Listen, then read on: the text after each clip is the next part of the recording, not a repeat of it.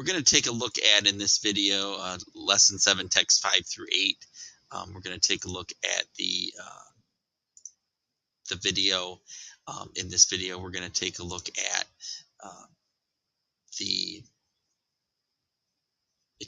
we're going to take a look at lesson 7, text 5 through 8, and learning literature and art in the Middle Ages and how it changed, how it flourished.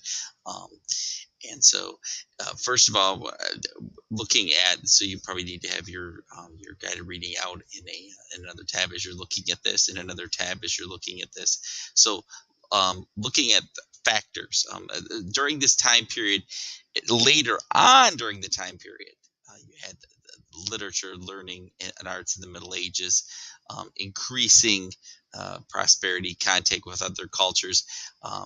There was, toward the end of the Middle Ages, 1200, as we start to get into the Renaissance, not the early part, right after the fall of the Roman Empire, but later on, you had an increasing prosperity and contact with other cultures and a rediscovery of ancient learning.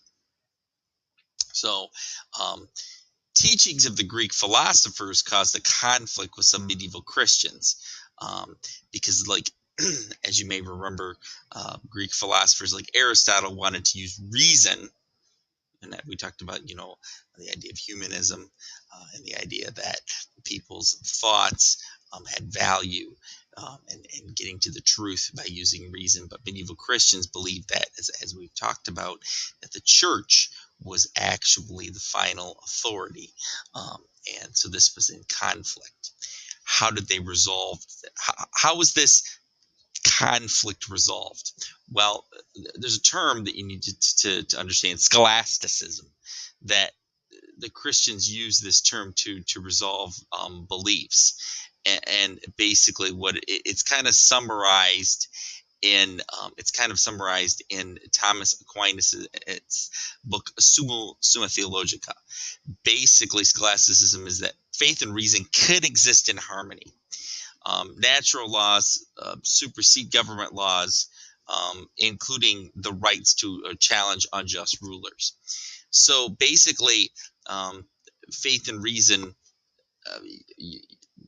if there's a ruler, a king, pope, a bishop who's abusing his power, then they have the right to challenge those rulers, according to Thomas Aquinas' Summa Theologica.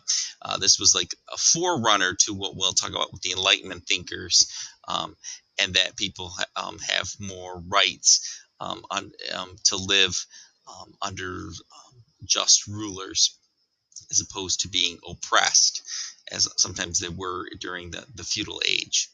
So another thing that would happen during this time is the idea of Gothic style, and you're asked to insert a photo of an example. If you go to text 6 in the Pearson Realized book, lesson 7, text 6, you have an example of the Notre Dame church in Paris.